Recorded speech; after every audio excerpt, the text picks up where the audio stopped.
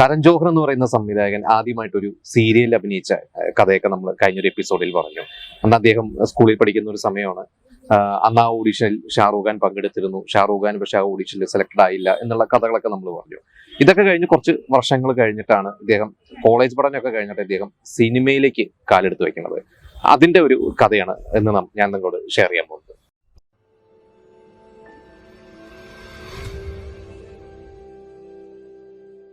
Degree പഠനം കഴിഞ്ഞിട്ട് Karan ജോഹറിനെ MBA അയക്കണം എന്നായിരുന്നു കരൺ ജോഹറുടെ അമ്മയുടെ ആഗ്രഹം. കരൺ ജോഹർക്ക് അന്ന് അവിടുത്തെ ഒരു വലിയൊരു ടോപ്പ് കോളേജിൽ MBA അഡ്മിഷനൊക്കെ കിട്ടി.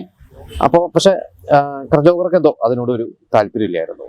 അങ്ങനെ കരൺ ജോഹർ അച്ഛൻ്റെ അടുത്ത് പറഞ്ഞു. കരൺ ജോഹറിന്റെ അച്ഛൻ യാഷ് ജോഹർ, അദ്ദേഹം അറിയപ്പെടുന്ന ഒരു ബിസിനസ്സുകാരനാണ്, നിർമ്മാതാവാണ്, എല്ലാവർക്കും വളരെയധികം ബഹുമാനമുള്ള ഒരു വ്യക്തിയായിരുന്നു. അപ്പോൾ അദ്ദേഹത്തിൻ്റെ അടുത്ത് പറഞ്ഞു, എനിക്ക് അച്ഛൻ്റെ ബിസിനസ്സിലൊക്കെ ബിസിനസ്സിന്റെ ഭാഗമാവണം.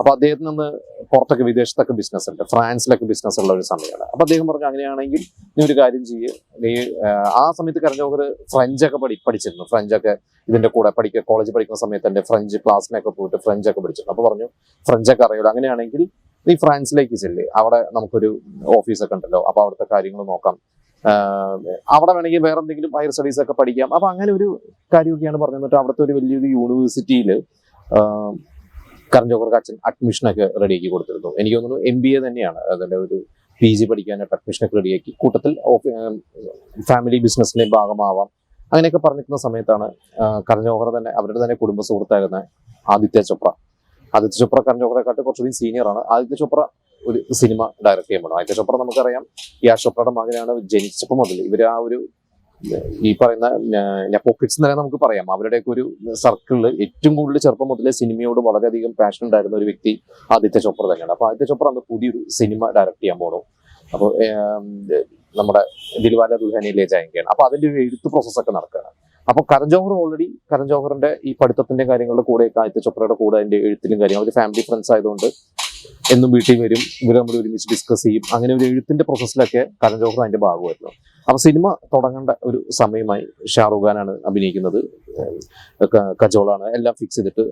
ആദിത്യ ചോപ്ര കരൺ ജോഹറിന്റെ അടുത്ത് പറഞ്ഞു, എന്റെ കൂടെ അസിസ്റ്റന്റ് ഡയറക്ടറായിട്ട് നിൽക്കുക, എന്തായാലും എഴുത്തിലും പ്രീ പ്രൊഡക്ഷനിലൊക്കെ ഉണ്ടായിരുന്നല്ലോ, നീ എന്റെ കൂടെ ഒന്ന് അസിസ്റ്റ് ചെയ്യുന്നു പറഞ്ഞു. അപ്പൊ കരൺ ജോഹർക്ക് അതുവരെ ഒരു സിനിമയൊന്നും അങ്ങനെ ഒരു പാഷനോ അല്ലെങ്കിൽ ഒരു അത്ര കോൺഫിഡൻസ് ഒന്നും ഇല്ലാത്ത ഒരു മേഖലയായിരുന്നു കരൺ ജോഹർക്ക്. കരൺ ജോഹർ തന്നെ പറഞ്ഞിട്ടുണ്ട്, എനിക്ക് ഒന്നിനോടും ഒരു പാഷനോ അല്ലെങ്കിൽ ഒരു കോൺഫിഡൻസോ ഒക്കെ ജീവിതത്തിൽ കുറവുള്ള ഒരാളായിരുന്നു, പ്രത്യേകിച്ച് പഠിക്കുന്ന കാലത്തൊക്കെ. കരൺ ജോഹർ വീട്ടിൽ അമ്മയോട് പറഞ്ഞ അമ്മ സമ്മതിക്കില്ല എന്നുള്ളത് അറിയാം. കാരണം കരൺ ജോഹറിന്റെ അച്ഛൻ ഒരുപാട് സിനിമകൾ പ്രൊഡ്യൂസ് ചെയ്തിട്ടുണ്ടെങ്കിലും നഷ്ടങ്ങൾ മാത്രമേ സംഭവിച്ചിട്ടുള്ളൂ. 1980 ദോസ്താന എന്ന് പറയുന്ന ഒരു സിനിമയാണ് അദ്ദേഹം ആദ്യമായിട്ട് നിർമ്മിക്കുന്നത്. ആ ഒരു സിനിമ ലാഭമായിരുന്നു. പക്ഷെ അതിനുശേഷം അദ്ദേഹം ചെയ്ത എല്ലാ സിനിമകളും അതുവരെയുള്ളത് നഷ്ടമായിരുന്നു. അപ്പോൾ അച്ഛൻ്റെ അടുത്ത് പക്ഷെ കരൺ ജോഹർ ഇങ്ങനെ പോയിട്ട് പറഞ്ഞു, എനിക്ക് പോകണ്ട, ഫ്രാൻസിൽ പോകണ്ട, ഞാൻ ഒരു ആദിത്യയുടെ കൂടെ സിനിമയിൽ ഒന്ന് അസിസ്റ്റ് ചെയ്തോട്ടെ എന്ന് വെച്ചപ്പോൾ അച്ഛൻ വളരെ കൂളായിട്ട് ചോദിച്ചു, നിനക്കത് പറ്റുമോ എന്ന് വെച്ചപ്പോൾ കരൺ ജോഹർ പറഞ്ഞു, ഞാൻ ഒന്ന് ശ്രമിക്കട്ടെ. അങ്ങനെ അപ്പൊ അച്ഛന് ഓൾറെഡി കുറെ പൈസ കെട്ടി വെച്ചിട്ടുണ്ട്. അപ്പൊ പറഞ്ഞു 8 ലക്ഷം 10 ലക്ഷം രൂപയോളം അന്ന് 93 കാലഘട്ടങ്ങളിൽ ഓൾറെഡി കുറെ പൈസ അഡ്മിഷന് വേണ്ടി കെട്ടിവെച്ചു. അപ്പൊ അച്ഛൻ പറഞ്ഞു, കുഴപ്പമില്ല, ഞാൻ എത്രയോ പേർക്ക് വേണ്ടി കാശ് ചെലവാക്കുന്നു, സാരമില്ല, ഞാൻ നിനക്ക് വേണ്ടിയല്ലേ, നീ ട്രൈ ചെയ്തിട്ട് 1 വർഷം നീ സിനിമയിൽ ട്രൈ ചെയ്തിട്ട് നിനക്ക് പറ്റില്ല എന്ന് തോന്നുകയാണെങ്കിൽ അത് വിട്ടിട്ട് നമുക്ക് വേറെ എന്തെങ്കിലും ചെയ്യാം എന്ന് പറഞ്ഞ് അമ്മേനെയും കൺവിൻസ് ചെയ്യിപ്പിച്ചു. അതായത് കരൺ ജോഹറിന്റെ അമ്മേനെയും കരൺ ജോഹറിന്റെ അച്ഛൻ കൺവിൻസ് ചെയ്യിപ്പിച്ചിട്ട് അങ്ങനെയാണ് ദിൽവാല ദുൽഹനിയ ലേ ജായേംഗെയിൽ ആദ്യമായിട്ട് അസിസ്റ്റന്റ് ഡയറക്ടറാണ് കരൺ ജോഹർ കാലെടുത്ത് വയ്ക്കുന്നത്, സിനിമ ലോകത്തേക്ക് കാലെടുത്ത് വയ്ക്കുന്നത്. പക്ഷെ കരൺ ജോഹർ പറഞ്ഞു, അവിടെ ചെന്ന് അന്ന് ഉദയ് ചോപ്ര, ആദിത്യ ചോപ്രയുടെ അനിയൻ, നമ്മുടെ ധൂം സിനിമയിലൊക്കെ അഭിനയിച്ച ഉദയ് ചോപ്ര അസിസ്റ്റന്റ് ഡയറക്ടറായിട്ട് വർക്ക് ചെയ്യുന്നുണ്ട്. അപ്പൊ ഉദയ് ചോപ്ര ആയിരുന്നു കരൺ ജോഹർക്ക് ഒരു കൂട്ടായിട്ടുണ്ടായിരുന്നത്.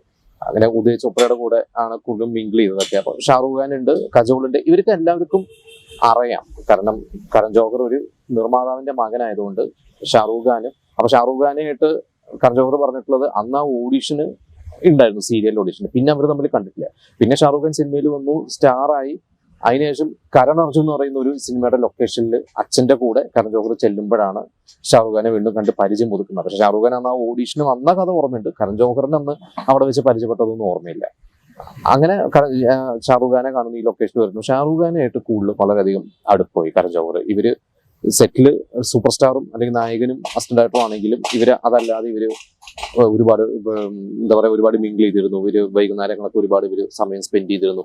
കജോളിനായിട്ട് ഭയങ്കര അടുപ്പമായി. അങ്ങനെ ആ ഒരു ലൊക്കേഷനിൽ വെച്ചിട്ട് കോസ്റ്റ്യൂം ഡിപ്പാർട്ട്മെന്റിലും കരൺ ജോഹർ ഇടപെടുക മീൻസ് ആദിത്യ ചോപ്ര പറഞ്ഞിട്ട് കോസ്റ്റ്യൂം ഡിപ്പാർട്ട്മെന്റും കൂടി കരൺ ജോഹർ കൈകാര്യം ചെയ്തിരുന്നു. ഷാറൂഖ് ഖാന്റെ കോസ്റ്റ്യൂംസ് എല്ലാം കരൺ ജോഹർ തന്നെയാണ് സെലക്ട് ചെയ്തിരുന്നത്. അങ്ങനെ ഷാറൂഖ് ഖാനും വളരെയധികം ഇംപ്രസ്ഡ് ആയി.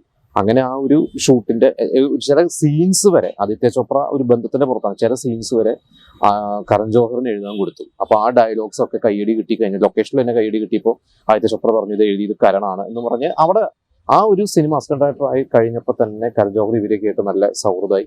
കരൺ ജോഹറിന് സിനിമയോട് വളരെയധികം പാഷനായി തുടങ്ങി. അതായത് ആ ഷൂട്ട് തുടങ്ങി ആദ്യത്തെ ദിവസം ഇത് പറ്റുന്നില്ല എന്ന് പറഞ്ഞ് ഇട്ടിട്ട് പോകുന്ന ആളാണ്. പക്ഷെ 2-3 ദിവസം കഴിഞ്ഞപ്പോൾ അതിൽ ആ ട്രാക്കിൽ കയറി കരൺ ജോഹർക്ക് ഭയങ്കരധികം താല്പര്യം തോന്നി. ഈ സിനിമയൊക്കെ ഷൂട്ടൊക്കെ കഴിഞ്ഞ് ഒരു ദിവസം ഈ കരൺ ജോഹറുടെ അച്ഛൻ ഷാറൂഖ് ഖാന്റെ ഒരു ഡേറ്റിന് വേണ്ടി ചെന്നു. ആ നെക്സ്റ്റ് ഫിലിം ഷാറൂഖ് ഖാൻ, അത് ഡ്യൂപ്ലിക്കേറ്റ് എന്ന് പറയുന്ന സിനിമയായിരുന്നു. ആ ഒരു സിനിമയുടെ ഡേറ്റ് കൊടുക്കേണ്ട കൂട്ടത്തിൽ പറഞ്ഞു നിങ്ങൾക്ക് ഞാൻ 2 ഡേറ്റ് തരും.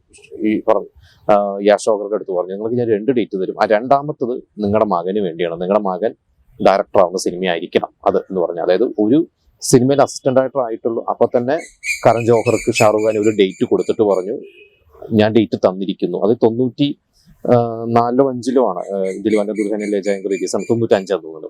അത് കഴിഞ്ഞിട്ട് പറഞ്ഞു 97 ഞാൻ നിനക്ക് ഡേറ്റ് തന്നു, 2 വർഷമുണ്ട്, നീ ഇത് കഥ ആലോചിക്ക്, സ്ക്രിപ്റ്റ് ആലോചിക്ക്, നമുക്കൊരു സിനിമ ചെയ്യാം എന്ന് പറഞ്ഞ് അങ്ങനെയാണ് കരൺ ജോഹർ ഇൻഡിപെൻഡന്റ് ആവുന്നതും അതിലേക്കുള്ള എഴുത്തിലേക്ക് കിടക്കുന്നതും. ആ ഒരു സിനിമ കുച്ച് കുച്ച് ഹോത്താ ഹൈ എന്ന് പറയുന്ന സിനിമയാണ്. അതിന്റെ കഥകളൊക്കെ നമുക്ക് ഇനി മറ്റൊരു എപ്പിസോഡിൽ പറയാം.